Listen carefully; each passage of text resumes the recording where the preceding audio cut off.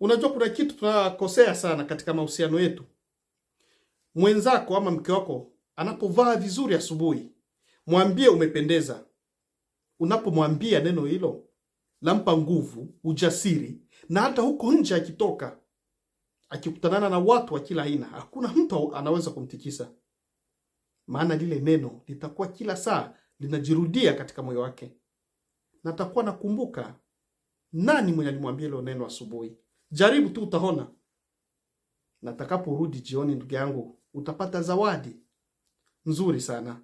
Mwambie tu mke wako wala rafiki yako wa kike wala wa kiume kwamba umependeza. Hata kutana na watu maelfu huko, hakuna mtu atakayemtikisa. Maana atakuwa na ujasiri, anaringa. Na utaona mabadiliko. Wewe jaribu tu, afuta niambia kwa comment hapa. Na atakaporudi nyumbani jioni, utapata zawadi ndugu yangu. Jaribu, afu uone, uweke kwa comment. Asante sana. Na hongera sana kwa wale ambao wamekwisha jaribu, nao watatuambia hapa kwa comment. Hacha Mungu atubariki wote. Amena.